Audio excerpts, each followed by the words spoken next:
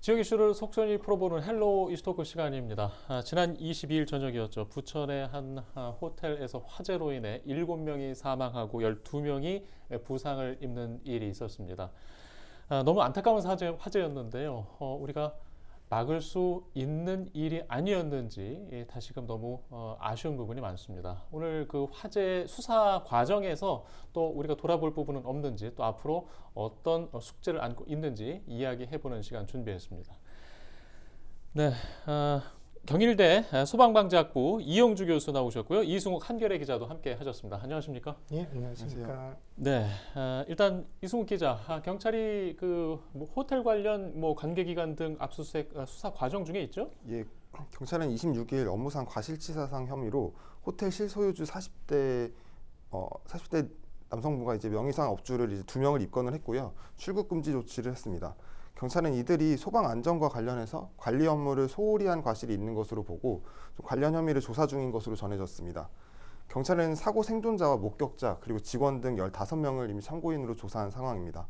추가로 경찰은 호텔 쪽이 소방 자체 점검을 의뢰를 했던 소방 점검 업체에 대해서도 지금 압수수색을 같이 진행을 했습니다. 이는 그동안 진행했던 소방 점검이 혹시 사실과 다르게 진행된 부분은 없는지, 법 위반은 없었는지 이런 것들을 확인하려는 것으로 보입니다. 예.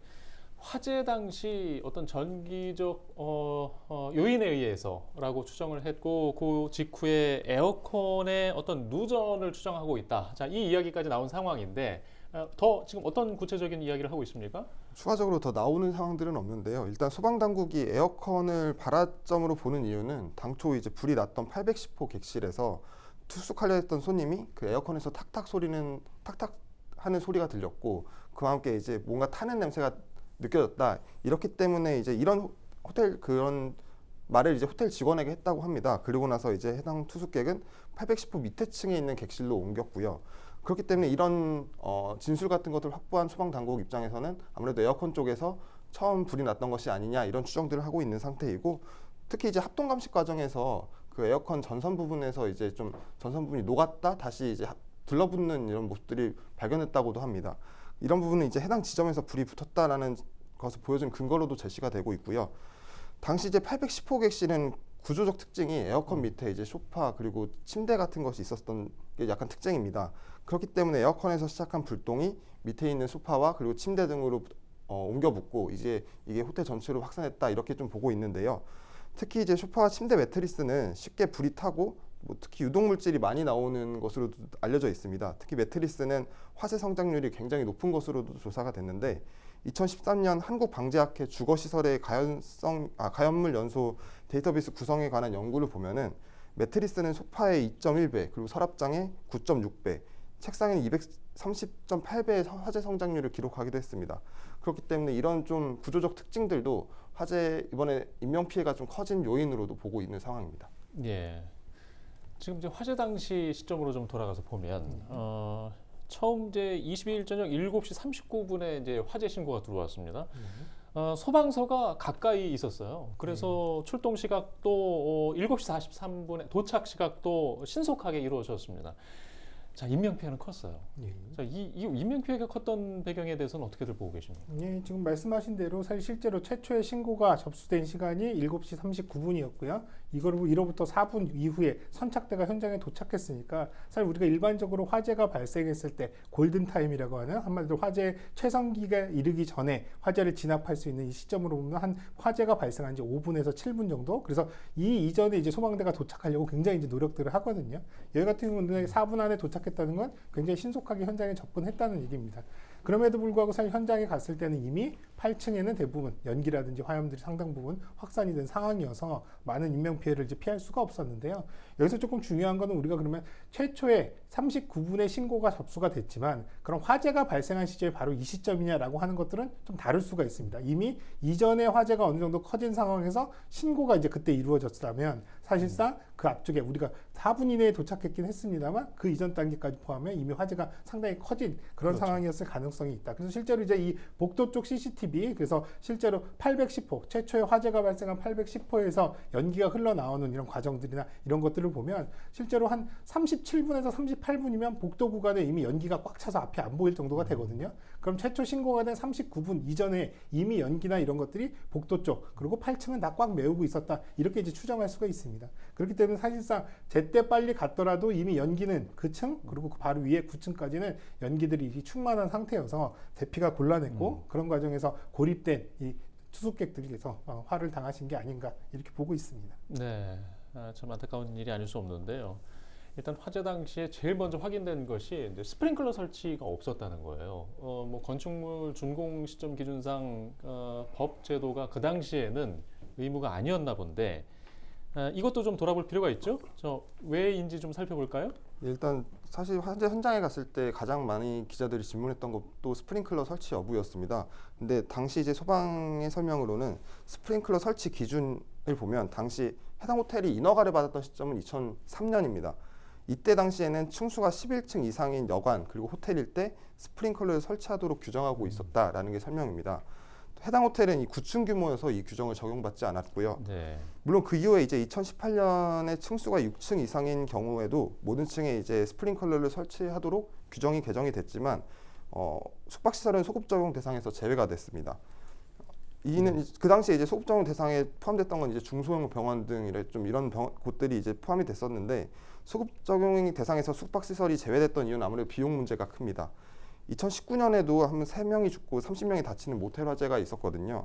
그 당시 이제 광주광역시가 국토교통부에 배연 설비 설치 의무 대상 확대 역시 이제 좀 비용 그런 것들을 이제 제안을 했는데 이런 것들도 이제 비용이 많이 든다라는 이유로 그걸 받아들여지지 않았기도 했었거든요. 스프링클러 규정을 소급 적용해야 된다라는 주장들은 많이 있었지만 실제로 계속 소급 적용 대상에서 제외됐었고 결국엔 이번 화재까지 이어지게 됐습니다. 예.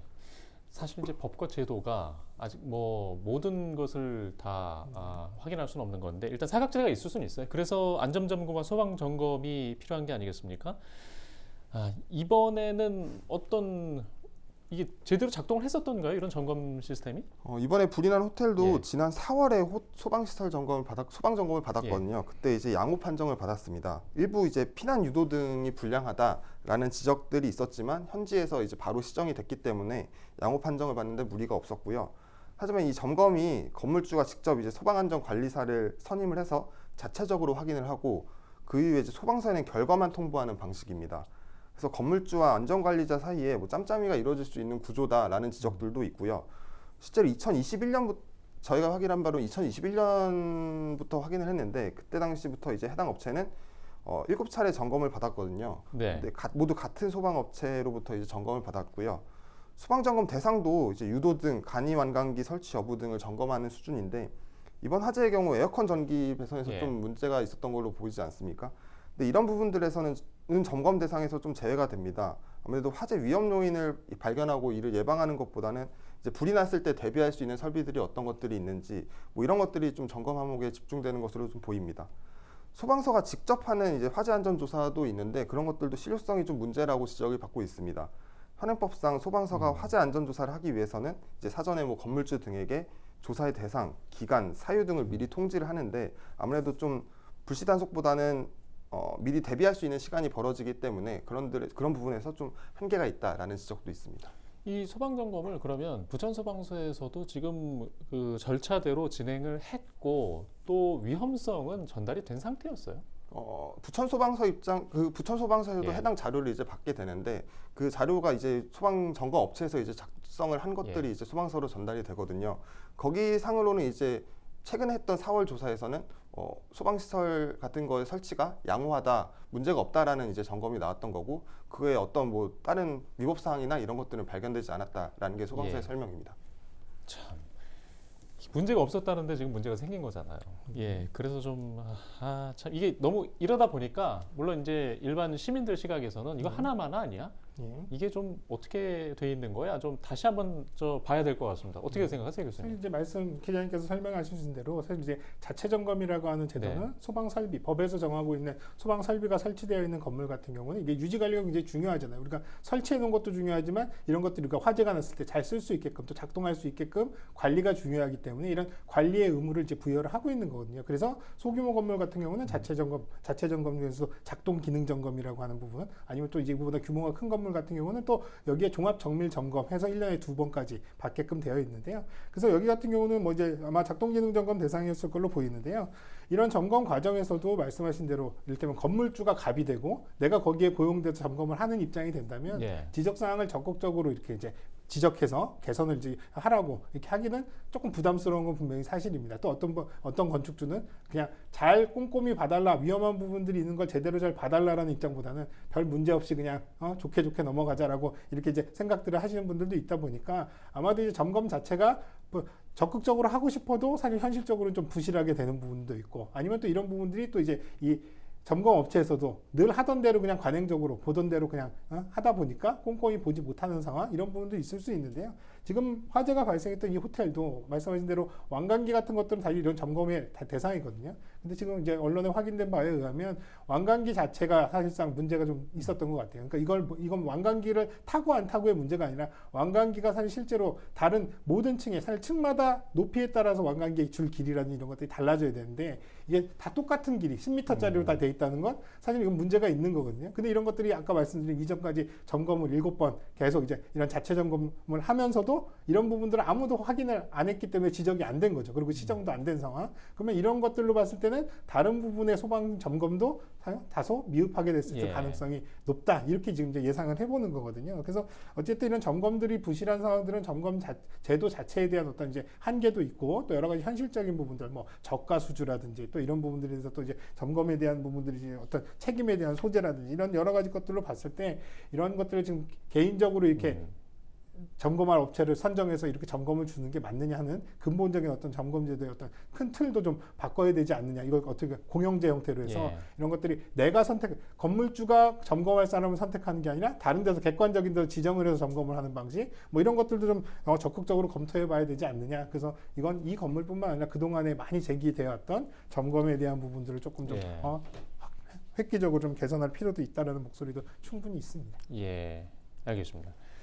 자, 이제 사망자 7명 중에서 2명은 그 에어매트로 탈출하는 과정에서 사망을 했어요. 이게 아주 큰 논란이었잖아요. 자, 에어매트 운영과 관련된 이야기들 어디까지 흘러왔습니까? 일단 이제 화재 초기에 에어매트로 이제 떨어진 분들이 사망했다라는 소식이 들리면서, 그리고 이제 관련 영상들이 이제 인터넷에 퍼지지 않았습니까? 그런 것들이 퍼지면서 이제 아무래도 처음에는 에어매트에 대한 논란이 엄청 커졌습니다. 그 당시에 이번 화재에서는 이제 2명이 7층 높이에서 에어매트로 떨어져서 탈출을 시도를 했지만 결국엔 숨졌거든요. 첫 번째 떨어지신 분은 아무래도 그 두 번째로 떨어진 분이 그분 자체적으로 주도적으로 떨어지신 게 아니라 좀 밀쳐서 이제 떨어지신 걸로 저 보이긴 하는데, 그러면서 이제 에어매트 중앙이 아닌 가장자리로 떨어지면서 충격이 온전히 흡수되진 않았고요. 그 이후에 이제 에어매트는 크게 접혔고, 그리고 이제 두 번째 피해자가 떨어질 때는 에어매트가 아직 제자리로 돌아오기 전이었습니다. 그렇기 때문에 이들 모두 낙하 당시 충격을 그대로 받고 숨졌던 것으로 좀 추정이 되고요. 실제로 국가수에서도 낙하 당시에 충격으로 숨졌다라는 소견이 나오기도 했고요. 소방당국은 그렇지만 에어매트가 정상적으로 설치됐다라는 입장을 밝혔습니다. 당시 이제 조선호 경기도 소방재난본부장이 이제 현장에 왔었는데, 에어매트는 10층 이상용으로 이제 정상 설치됐고 중앙 부분으로 낙하해야 가장 안전한데 첫 번째 뛰어내리신 분이 모서리로 떨어졌기 때문에, 그리고 또 추가로 주차장 인근에 에어매트를 설치해서 경사가 있었다라고도 이제 설명을 했었고요.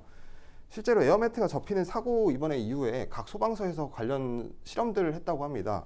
그런데 이제 한 소방서에서 한 성인 여성 무게 이제 마네킹을 떨어뜨렸을 때 그 에어매트 각 지점별로 이제 여러 군데로 낙하를 했나 봐요. 그때 이제 가장자리로 떨어졌을 때 실제로 70도 정도로 접히는 현상들이 발견이 됐다. 이런 것들이 이번에서야 이제 좀 그 부분들이 나오고 있는 상황이고요. 그리고 또 에어매트 관련된 논란은 이게 접힌 부분뿐만 아니라 되게 다양한 부분에서 발생을 하고 있는데, 에어매트 설치했을 때 그 구조 피해자분들에게 이제 소방대원이 떨어지세요, 아니면 지금은 떨어지지 마세요, 이런 안내 조치가 있었느냐라는 부분에 대해서도 좀 논란이 있고요. 또 에어매트를 다른 곳에서 미리 설치를 하고 완전히 펴진 상태에서 그거를 화재 현장으로 가져왔어야 됐다라는 주장들도 있고, 또 어떤 분은 방금 이제 조선호 본부장이 했던 말을 인용을 했는데, 경사가 지지 않은 부분 그리고 평평한 부분에 이제 에어매트가 설치됐어야 된다, 이런 지적들도 있습니다. 근데 이런 부분들에 대해서 소방당국은 아무래도 당시 이제 에어매트를 펼칠 때는 선착대가 이제 도착했던 상황이기 때문에 그 펼칠 인력들이 많이 부족했다라고 설명을 합니다. 그래서 펼치는 것도 경찰들의 도움을 받아서 예. 설치를 했고 그렇기 때문에 뭐 실질적으로 피해자분들에게 관련 안내를 할 수 있는 상황이 아니었다라는 설명을 하고요. 또 다른 곳에서 설치를 하고 이제 옮겼어야 됐다라는 주장에 대해서도 해당 공간이 너무 좁기 때문에 그렇게 할 수 있는 상황이 아니었다 이렇게 설명을 하고 있습니다. 예. 일단 그 지금 2명의 이제 사망자분이 뛰어내리는 과정에서의 모습이라든가 이런 것들은 어디까지나 현재 조사 단계의 어떤 추정 상황이라는 것들 아직 조사가 끝나지 않았습니다. 예, 그 내용임을 좀 다시 한번 말씀드립니다. 예, 이제 에어매트 사용을 그러면 어떻게 해야 된다? 이 이야기가 너무 많이 나왔어요. 네. 예, 당연히 유의해야겠죠. 네. 어떤 점을 좀 이야기하나요? 현재 피난기구, 에어매트도 사실 피난기구인데 사실 에어매트는 사실 약간 좀 두 가지 측면이 있습니다. 우리가 이제 법에서 정하고 있는 피난기구라고 해서요. 화재 시에 정상적인 피난로를 이용하지 못할 때 이제 정말 차선으로 이거라도 이제 이용해서 대피를 해라라고 해서 아주 보조적인 수단으로서의 피난기구 설치를 의무하고 있는데 그래서 건물의 한 3층에서 10층 이 구간에 해당하는 건물들은 이제 피난기구를 설치하게끔 되어 있습니다. 근데 이 피난기구에는 말씀하신 우리가 지금 얘기하고 있는 이 공기에 에어매트도 들어가 있고 완강기도 들어있고 뭐 하향식 피난 사다리 뭐 여러 가지 종류들이 있거든요. 이 중에서 이제 그 건물에 우리는 이런 걸 설치하겠다라고 설치를 하면 되는데 그래서 이 건물 같은 경우도 이제 피난기구 이런 법에서 설치해야 되는 피난기구로서는 사실은 완강기를 설치를 한 거고요. 다만 이제 이런 피난기구의 설치 이외에 소방대에서 가지고 다니는 구조 장비로서 안전매트가 있는 겁니다. 다만 이제 이 안전매트는 어떨 때 까느냐, 이걸 깔아놨으니까 여기 안전하니까 이쪽으로 뛰세요. 이런 개념은 사실은 아니거든요. 왜냐하면 여기도 현장에 도착했을 때, 이미 선착대가 도착했을 때 에어매트를 먼저 까는 경우가 사실은 흔치는 않습니다. 왜냐하면 다른 안에 수색이라든지 요 구조자가 있는지 화재 상황들을 파악하는 이런 작업들이 먼저 이루어지는데 여기 같은 경우에 사실 현장에 아까 43분에 현장에 도착했는데 한 48분, 한 4, 5분 만에 에어매트를 펼치게 되는데 그 이유는 현장에 도착해 보니까 이미 창밖에 매달려 계신 분들이 있는 거예요. 그러니까 이분들이 혹시라도 여차하면은 뛰어내릴 수 있는 가능성이 있으니까 이분들이 혹시라도 떨어졌을 때 안전을 위해서 안전매트를 일단 깔아놓은 걸로 보시는 게 맞을 것 같거든요. 다만 이제 이런 과정에서 안전매트를 다른 데서 깔아가지고 또 옮겨온다? 이건 현실적으로 불가능합니다. 에어매트를 전개했을 때 가뜩이라도 사람 숫자도 많지 않고 이게 이제 무게도 상당한데 여기에 바람을 넣어서 부피가 커진 상태에서 이동을 한다라고 하는 것들은 더더욱이 신속성이나 또 설치에 대한 부분들이 장애가 많기 때문에 이건 현실적으로 좀 어렵고 또 여기에 이제 사람들이 아마도 이럴 겁니다. 왜 그때 그럼 거기에 에어매트에 붙어서 안내도 하고 이런 것들을 좀 안전에 대한 부분에 통제를 하지 않았느냐라고 한다면 만약에 선착대가 거의 한 서너 명밖에 안 되는데 이 에어매트에 두세 명이 달라붙어서 하고 있으면 아마도 다른 분들은 또 이렇게 얘기하셨을 거예요. 야 빨리 안에 사람들 불도 꺼야 되고 왜 구조해야 되는데 너희들 에어매트만 붙잡고 있느냐라고 분명히 또 얘기하셨을 거거든요. 그래서 이 부분은 사실 현장의 그 당시의 상황이 이런 부분들을 설치하고 또 현장의 급박한 상황으로서 다른 활동들을 해야 됐기 때문에 불가피한 상황이었다라고 보는 것들이 어떻게 보면 좀 현실적인 것 같습니다. 다만 이제 말씀하신 대로 그럼 이제 우리가 그동안에는 완강기 사용법 같은 것들은 그래도 뭐 교육도 받고 또 알려지기도 했지만 야 에어매트 사용법이 있어? 그동안은 그냥 뛰어내리면 되지 이렇게 쉽게 생각하셨습니다만 에어매트도 이번 상황처럼 조금 더 안전하게 이용할 수 있는 이런 방법들을 또 개인적으로도 좀 숙지를 하실 필요가 있는데요. 기본적으로 뛰어내리는 과정에서 사실은 정상적으로 가운데에 잘 떨어져 착지를 하더라도 사실 부상을 입게 됩니다. 충격을 완벽하게 이제 해결하지 않기 때문에 그래서 가급적이면 엉덩이 부분으로 떨어질 수 있게끔 뛰어내리면서 몸을 가급적이면 이제 L자로 살짝 구부려 주시는 거, 또 그리고 머리를 살짝 보호할 수 있다면 머리부터 떨어졌을 경우에는 훨씬 더 부상이 크기 때문에 머리 쪽을 살짝 감싸서 머리 쪽에 충격을 상대적으로 덜하게 하는 부분들 이런 부분들이 좀 갖춰야 되는 부분이고요. 또 하나 중요한 것들은 대부분 이제 에어매트를 밑으로 떨어진다고 생각을 하시기 때문에 잘 도약을 안 하셔서 그냥 밑으로 그냥 잡았던 걸 그냥 놓고 낙하하시는 개념으로 하다 보면 내려오는 과정에서 벽면에 부딪히거나 충격을 당해서 오히려 부상을 당하시거나 제대로 위치에 떨어지지 못하기 때문에 뛰어내리실 때는 앞쪽으로 점프를 한다 생각해서 앞쪽으로 도약을 한다 생각하시고 앞쪽으로 뛰는 형태로 뛰시는 것이 훨씬 더 안전하실 수 있다 생각이 됩니다. 예, 교수님 시간이 저희가 한 1분 정도 남았는데 마지막으로 자, 위기 상황에서 이번에 샤워기를 동원해서 생존하신 분도 계시고 어떻게 그 위기 상황에서 대응해야 되는지 마지막으로 좀 말씀해 주시죠. 예, 화장실 대피 같은 경우는 그분의 생존 사례가 사실 굉장히 이례적이긴 합니다만 모든 분들한테 화재가 나면 화장실로 대피해라 이렇게 말씀드릴 수는 없습니다. 자칫하면 화장실이 오히려 더 위험한 공간이 될 수가 있거든요. 왜냐하면 고립된 공간에서 네. 또 방호가 되지 않고 혹은 또 환기구를 통해서 연기 같은 것들이 오히려 더 먼저 또 오염이 될 수 있는 이런 가능성도 있기 때문에 화장실 대피가 우선돼서는 안 된다는 부분 좀 숙지하시고요. 사실 과거에는 빨리 바깥으로 나가서 대피를 해라라는 개념이었다면 최근에는 복도라든지 계단이 이미 화재 상황에 노출되거나 연기에 오염됐다면 이럴 때는 오히려 세대 안 혹은 또 객실 안으로 문을 닫고 문틈 같은 것들을 기밀하게 막은 다음에 구조를 적극적으로 기다리게끔 하는 것들 이런 부분 사실 오히려 더 안전하실 수가 있거든요. 그래서 화재 시에 여러 가지 피난 요령, 대피 요령 이런 것들은 사실 시스템이나 누구도 내 생명을 대신해 줄 수는 없잖아요. 그러니까 우리 스스로도 이런 공간에서 대피로의 어떤 확인이라든지 또 피난 기구에 대한 부분들이 어디 있는지도 확인해 보시고 또 본인들이 또 이런 것들을 평상시에 쓸 수 있는 능력들도 갖추셔야 되기 때문에 본인의 안전은 본인이 지켜야 된다라는 그런 관점에서 스스로의 안전을 위한 노력들도 좀 충분히 해주시기를 좀 당부드리고 싶습니다. 예, 알겠습니다. 예, 일단 오늘 이야기는 여기까지 하고요. 이게 수사 과정인 상황입니다. 일단은 이후에 같은 사고가 반복되지 않는 게 제일 중요하고요. 또 이 일에 관련된 이야기도 저희가 발생하는 대로 다시 좀 준비해서 이야기하도록 하겠습니다. 오늘 말씀 고맙습니다. 네, 감사합니다. 이 스토크 여기서 마치겠습니다. 시청해주신 여러분 고맙습니다.